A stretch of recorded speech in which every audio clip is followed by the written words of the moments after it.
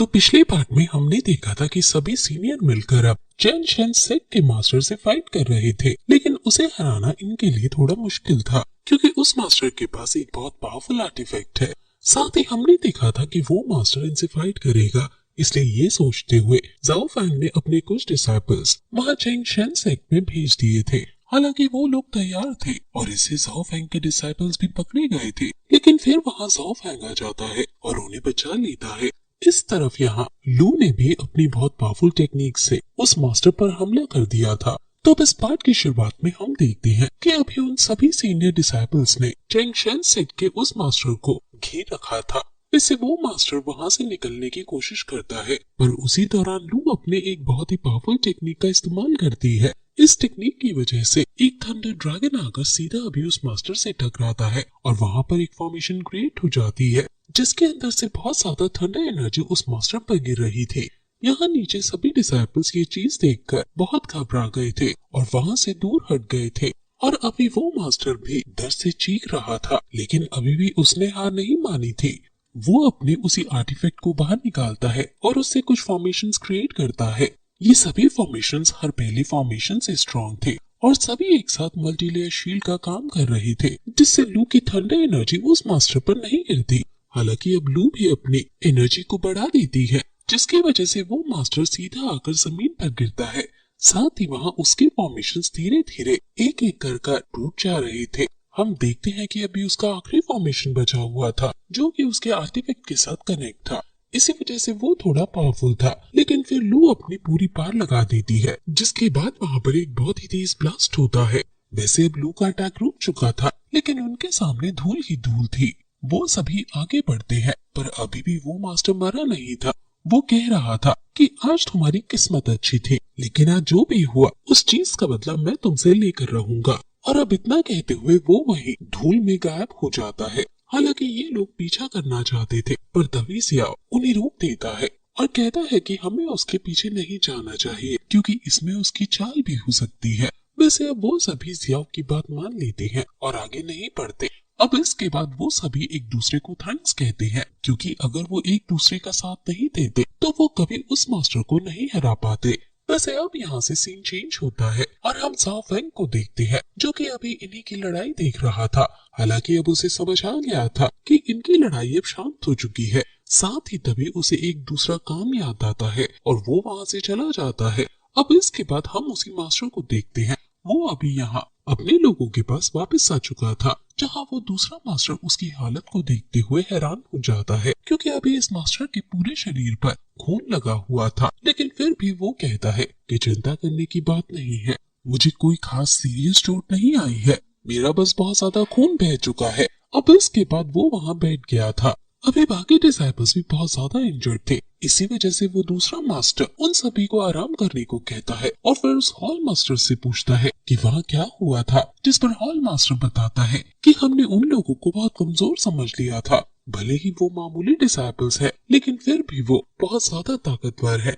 साथ ही वो ये भी कहता है कि आज किस्मत साथ नहीं थी। हालांकि अभी उसे चोट लगी है, लेकिन फिर भी वो उस दूसरे मास्टर से कहता है कि जल्द से जल्द बाकी सभी डिसाइपल्स को भी तैयार करो, क्योंकि जैसे ही सूरज निकलने वाला होगा हमें उस ट्रेजर की तलाश में फिर से निकलना होगा। ये सुनकर वो दूसरा मास्टर हैरान हो जाता है और कहने लगता है कि हॉल मास्टर, आप ये क्या कर रहे हो? हम प्लान कंटिन्यू कैसे कर सकते हैं? आपको बहुत चोट आई है। पर अब इस पर हॉल मास्टर कहता है कि नहीं, यहाँ रुकना सही नहीं होगा। वैसे भी अभी हम सिर्फ एक ही खतरे से निकले हैं, अभी तो 3 और खतरे हमारे इंतजार कर रहे हैं और वैसे भी हमारे पास कोई दूसरा ऑप्शन है ही नहीं। इस वजह से हमें किसी भी तरह से उस ट्रेजर को बाकी सभी से पहले ढूंढना होगा। अब वैसे तो वो दूसरा मास्टर ये बात मानना नहीं चाहता था, लेकिन वो भी जानता है कि अभी सिचुएशन क्या है। इस वजह से अब वो खड़ा होता है और वहाँ से चला जाता है। हालांकि उसके जाने के बाद अचानक वहाँ धुआं आसपास की जगह को घेर लेता है, जो देखते हुए सभी डिसाइपल्स थोड़ा घबरा गए थे और आसपास देखने लगे थे। अब तभी उन्हें एक बांसुरी की आवाज सुनाई देती है। साथ ही यहाँ हॉल मास्टर भी खड़ा हो चुका था और आसपास देखने लगा था। अब तभी उन्हें आवाज आती है कि उनके अंकल उन्हें बहुत समय बाद मिल रहे हैं। अब ये आवाज सुनते ही वो समझ गए थे कि ये आवाज वू यान की है। वैसे अब वू यान यहाँ सामने आता है और कहता है कि अंकल, आप तो बिल्कुल भी नहीं बदले। जिस पर यह हॉल मास्टर कहने लगता है कि तुम्हें नहीं पता कि तुमने कितनी बड़ी गलती की है। मुझे पता तो था कि तुम यहाँ पर आने वाले हो, लेकिन मुझे नहीं पता था कि तुम अकेले यहाँ आने की हिम्मत करोगे। क्या तुम्हें डर नहीं लगता? जिस पर वू यान कहता है कि किसने कहा कि मैं अकेला हूँ, शायद आपको मेरे साथियों से मिलना है। वैसे अब इतने में ही वहाँ पर एक दूसरी आवाज सुनाई देती है और जब सभी लोग दूसरी तरफ मुड़ते हैं तो देखते हैं कि ये तो जिन थे। वो यहाँ अपनी खास टेक्निक का इस्तेमाल करती है, जिसकी वजह से वहाँ पर एक ऑरा फैलता है और वो जो सारे डिसाइपल्स थे वो जिन के साथ वश में आ जाते हैं। साथ ही अभी वो जिन की तरफ बढ़ते जा रहे थे और यहाँ जिन भी उनकी तरफ आती है। साथ ही तभी जिन अपनी आंखें खोलती है। हालांकि हॉल मास्टर कहता है कि उसकी आंखों में बिल्कुल मत देखना, लेकिन वो सभी डिसाइपल्स ऑलरेडी आंखों में देखकर उसके वश में आ चुके थे, इसलिए अब हॉल मास्टर उन्हें बेहोश करते हुए नीचे गिरा देता है। वैसे यहाँ पर जिन कह रही थी कि अंकल यान्सी, आप बहुत घबराए हुए लग रहे हो, क्या बात है? और आपको तो बहुत चोट भी लगी हुई है। वैसे अब तभी वहाँ एक साइड से रेड कलर का ऑरा भी फैलने लगा था और उस ऑरा के अंदर से हम जाओ फेंग को आता देखते हैं। जाओ फेंग के हाथ में अभी अपनी वही स्टिक थी और यहाँ पर जितने भी डिसाइपल्स अभी उस रेड ऑरा के अंदर थे वो सभी जाओ फेंग की तरफ खींचते चले जा रहे थे। साथ ही वो स्टिक भी उनकी एनर्जी एब्सॉर्ब कर रही थी, जिससे वो सभी डिसाइपल्स डिसअपीयर होते जा रहे थे। ये देखकर अभी बाकी डिसाइपल्स घबरा गए थे, पर तभी वो रेड ऑरा हटता है और जाओ फेंग वहाँ सामने आता है। ये देखते हुए हॉल मास्टर येंसी कहने लगता है कि तुम तीनों को देखकर मैं बिल्कुल भी हैरान नहीं हूँ, क्योंकि मुझे पहले से पता था कि तुम तीनों मुझसे मिलने जरूर आओगे। वैसे अब इतने में ही वो यान ने वहाँ उस मास्टर और उसके डिसाइपल्स के आसपास अपनी एनर्जी से एक सर्कल क्रिएट कर दिया था, जिसके बाद वो यान उन सभी डिसाइपल से कहता है कि अगर वो लोग अपनी जान बचाना चाहते हैं तो उस मास्टर के पास से हट जाए और इनसे हाथ मिला ले। अब ये देखते हुए एक डिसाइपल तुरंत वहाँ उस सर्कल से बाहर भाग जाता है और अब उसे देखकर बाकी सभी भी भाग रहे थे, लेकिन तभी मास्टर यान्सी एक डिसाइपल को पकड़ लेता है। लेकिन उसे भी समझ आ गया था कि इसमें इनकी कोई गलती नहीं, क्योंकि अब बचना मुश्किल है। इसी वजह से वो उसे छोड़ देता है और सभी को वहाँ से जाने देता है। वैसे अब वो मास्टर ही सिर्फ उस सर्कल में अकेला फंसा हुआ था। वो कहता है कि मैं जानता हूँ तुम लोगों को लगता है कि मैं बुढ़ा हो चुका हूँ, लेकिन तुम ये चीज भूल रहे हो कि हमारा चेंग शेन से कई सालों से इसी तरह से सफर करता आ रहा है, लेकिन फिर भी अभी तक हमने हार नहीं मानी। इसका मतलब हमें रोकना इतना भी आसान नहीं जितना तुम सोचते हो। लेकिन अब तभी जाओ फेंग उससे कहता है कि हम तुम्हें मारना नहीं चाहते, अगर तुम चाहते हो तो अभी भी हमसे हाथ मिला सकते हो। अब ये चीज सुनकर वो मास्टर कहने लगता है कि तुम मुझे जिंदा छोड़ने की बात कर रहे हो, क्या अभी भी मैं तुम्हारे किसी काम आ सकता हूँ? इस पर जाओ फेंग कहता है कि हमारे घोस्ट सेट में तुम्हारे लिए जगह खाली है, अगर तुम चाहो तो हमसे हाथ मिला सकते हो। और ये सुनने के बाद वू यान और जिन दोनों ही बहुत ज्यादा हैरान हो चुके थे।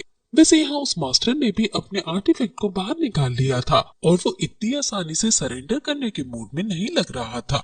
वैसे अब यहाँ से सीन चेंज होता है और हम वापस से जियाओ और बाकी सभी के पास आ जाते हैं। हम देखते हैं कि अब रात हो चुकी थी, इस वजह से वो लोग बैठे हुए थे और अभी सभी को बहुत चोट भी आई हुई थी। अब तभी हम यहाँ सॉन्ग को देखते हैं, जिसके पास ड्रैगन पीक की वही लड़की आती है जो उसे लाइक करती है। वो यहाँ आकर सॉन्ग से कहने लगती है कि फाइट के दौरान तुम्हें चोट लगी होगी, मुझे देखने दो। लेकिन इस पर सॉन्ग उससे कहता है कि ये चोट वोट कुछ नहीं होती, हम क्वीन के उस एक्टिव डिसाइपल्स हैं, हम डेमन्स को खत्म करने के लिए पैदा हुए हैं, हम छोटी मोटी चोटों से नहीं डरते। और इतना कहते हुए सॉन्ग ने अपना हाथ पीछे को हटा लिया था। हालांकि इस चीज पर उस लड़की को गुस्सा आता है, लेकिन वो तुरंत ही वहाँ से उठकर चली जाती है। अब वो यहाँ लू के पास आती है और कहती है कि ये बैम्बू पीक सेक्ट के सारे डिसाइपल्स बेवकूफ ही होते हैं क्या? इस पर लू कहती है कि तुम कहना क्या चाहती हो? जिसके बाद वो लड़की कहती है कि बैम्बू सेक्ट के सेक्ट मास्टर और उनकी वाइफ दोनों कितने क्लोज हैं, लेकिन उन्होंने अपने डिसाइपल्स को कुछ भी नहीं सिखाया, उन्हें एक बार में चीज समझ ही नहीं आती, वो सभी बेवकूफ है। इस पर लू कुछ सोचती है और कहती है कि हाँ वो सब सेम ही है। वैसे इसके बाद अब हम यहाँ जियाओ और बाकी सभी सीनियर्स को देखते हैं जो बैठकर बात कर रहे थे उसी मास्टर यान्सी के बारे में। वो कह रहे थे कि वो मास्टर ना जाने कहाँ गया होगा। इस पर एक कहता है कि क्या हमें उसे ढूंढना चाहिए था। इस चीज पर जियाओ कहता है कि ये बहुत बड़ी गलती हो सकती थी। वैसे भी हमें आगे आने वाले खतरों के बारे में नहीं पता अब इसके बाद वो जंगल को एक्सप्लोर करने के बारे में भी बात करती हैं, क्योंकि ट्रेजर उन्हें यहाँ बैठे बैठे नहीं मिल सकता, लेकिन जंगल में आगे बढ़ते जाना भी बहुत खतरनाक होगा। अब तभी वो मॉन्क कहता है कि आसपास बहुत ज्यादा पॉइजनस हो रहा है, ऐसे में हम जंगल के बीच में सभी डिसाइपल्स के साथ नहीं जा सकते, क्योंकि हमें नहीं पता कि वहाँ पर किस तरह के पॉइजनस मॉन्स्टर्स होंगे। इस चीज पर ज़ियाओ कहता है कि तुमने सही कहा, इसलिए हमें पहले ही पूरी प्लानिंग करनी होगी और साथ में आगे बढ़ना होगा। वैसे अब वो डायरेक्शन बताता है कि अगले दिन वो किस तरह से यहाँ से निकलेंगे। वैसे अब इसके बाद यहाँ से सीन चेंज होता है। अब हम वहाँ उसी जगह पर आ जाते हैं जहाँ ज़ाओ फैंग, वो यान और जिन ने मास्टर यान्सी को घेर रखा था। हालांकि अभी यान्सी वहाँ नहीं था, इसका मतलब वो मारा जा चुका है। वैसे अभी इनके बीच सन्नाटा था, लेकिन उसी दौरान अचानक से वही जंगल में पास में ही एक गोल्डन लाइट निकलती है जो कि आसमान की तरफ जा रही थी और उसका जो आरा था वो चारों तरफ फैल रहा था। ये देखते हुए वू यान कहता है कि शायद वहाँ कुछ हुआ है, मुझे अभी यहाँ से जाना होगा, लेकिन हम फिर जरूर मिलेंगे। अब इसके बाद जिन वहाँ से चली गई थी और साथ ही ज़ाओ फैंग भी वहाँ से चला जाता है। अब अगले सीन में हम ज़ाओ फैंग को देखते हैं जो कि एक पत्थर के ऊपर बैठा हुआ था। तभी वहाँ पर एक लड़का आता है। हमें जानने को मिलता है कि ज़ाओ फैंग ने इस लड़के के साथ एक और लड़के को वहाँ जिन और वू यान के डिसाइपल्स के पास भेजा था, जिससे वो दोनों कुछ खबर ला सके। लेकिन ये लड़का यहाँ ज़ाओ फैंग को बताता है कि उसे ज्यादा खबर तो नहीं मिली है, पर उसे 2 नाम मिले हैं। वो दोनों यहाँ कुछ टाइम पहले वेस्टर्न स्वाम्प में आए थे। वैसे अभी इस चीज का रीजन नहीं बताया जाता, लेकिन ज़ाओ फैंग उस लड़के से कहता है कि ये काम की इंफॉर्मेशन है, लेकिन तुम्हें वहाँ अपना बिहेवियर बिल्कुल भी नहीं बदलना है, जिससे उन लोगों को शक भी ना हो। अब इसके बाद ज़ाओ फैंग उसे वहाँ से जाने को कहता है। वैसे अभी ज़ाओ फैंग भी कहीं जाने वाला था, इसलिए वो खड़ा होता है और वहाँ उस पत्थर के ही पीछे बैठे ताओ से कहता है कि अगर उसे जिंदा रहना है तो उसे यहाँ से चले जाना चाहिए, क्योंकि ये जगह बहुत खतरनाक है। और अब इतना कहते हुए ज़ाओ फैंग वहाँ से गायब हो जाता है। अभी ताओ को इस चीज पर बहुत ही ज्यादा गुस्सा आया था। वो कहता है कि तुम्हारी जब मर्जी होती है तब तुम चले जाते हो, लेकिन मुझे क्या, तुम्हें जो करना है करो। और इसके बाद अब वो भी वहाँ से जाने लगता है। वैसे इसके बाद सीन चेंज होता है और हम वहाँ सभी सीनियर डिसाइपल्स को देखते हैं। वो सभी जहाँ रुके हुए थे वहाँ से आगे बढ़ गए थे और उन्होंने बाकी डिसाइपल्स को वहीं पीछे छोड़ दिया था, क्योंकि वो जगह सेफ थी। अब ये आगे आते हुए उस ग्रीन ऑरा के पास पहुँचते हैं। यहाँ आगे बढ़ना थोड़ा खतरनाक था, इस वजह से उन सभी ने अपने आसपास एक प्रोटेक्शन मैजिक बैरियर क्रिएट कर लिया था जो उन्हें उस पॉइजनस गैस से बचाएगा। और इसके बाद वो फिर से आगे बढ़ने लगे थे। हालांकि हम देखते हैं कि पीछे ली अभी आगे बढ़ने से पहले चुपचाप जमीन में एक नीडल प्लांट कर देता है और इसके बाद वो भी आगे बढ़ जाता है।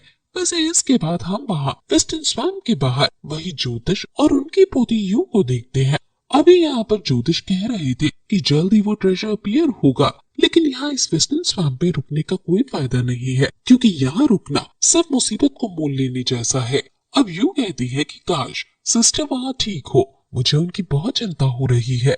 लेकिन इस पर ज्योतिष कहती है कि तुम्हें उससे पहले खुद की चिंता करनी चाहिए। वैसे अब इसके बाद वो वहाँ से जाने लगे थे।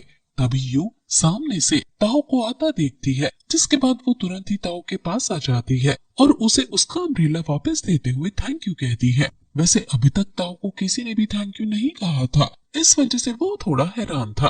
तभी यू उससे ये भी कहती है कि अभी ग्रैंडपा कह रहे थे कि ये जगह बहुत खतरनाक है, इसलिए आप अपना ख्याल रखना। और अब इतना कहने के बाद वो वहाँ से चली गई थी। लेकिन अब ये सुनने के बाद तो बहुत ही ज्यादा हैरान था। वैसे अब वो अम्ब्रेला रखता है, उन दोनों के ही पीछे पीछे आने लगता है। अब इसके बाद फिर से सीन चेंज होता है और हम सभी सीनियर डिसाइपल को देखते हैं। वो अभी उस पॉइजनस गैस के अंदर आ गए थे और आगे बढ़ते जा रहे थे, लेकिन अचानक से तभी एक पॉइजनस गैस का टॉर्नाडो क्रिएट होता है, जिसके बाद उन्होंने डायरेक्शन चेंज कर ली थी। लेकिन अब वहाँ पर बहुत सारे इसी तरह के टॉर्नाडो क्रिएट हो जा रहे थे जो कि उन्हें रास्ते में प्रॉब्लम दे रहे थे। इसी वजह से उनका आगे बढ़ना थोड़ा सा मुश्किल हो रहा था। पर फिर वो अपने सामने एक फॉर्मेशन क्रिएट करते हैं जिससे उनकी स्पीड कम ना हो और इसके बाद वो फिर से आगे बढ़ने लगे थे। हालांकि अब कुछ ही देर में वो आगे आ चुके थे जहाँ वो टॉर्नाडो क्रिएट नहीं हो रहे थे। इस वजह से अब उनका रास्ता क्लियर था। इसलिए ली सभी से कहता है कि हम इस जगह को कितनी ज्यादा खतरनाक समझ रहे थे, लेकिन ये उतनी भी खतरनाक नहीं है। पर इस पर ज़ियाओ उससे कहता है कि हमें अभी भी सतर्क रहना होगा, न जाने कौन सी प्रॉब्लम कब आ जाए। अब उसका इतना कहने की ही देर थी कि तभी वहां अचानक से उन्हें एक आवाज सुनाई देती है, और जब हल्का सा कोहरा हटता है तो हम वहां पर एक बहुत ही ज्यादा बड़ी स्नेक ड्रैगन को देखते हैं, जो कि सच में बहुत ही ज्यादा खतरनाक लग रहा था। ये सभी उसे देखकर हैरान थे। लेकिन फिर इसी के साथ ये पार्ट यहीं पर एंड हो जाता है।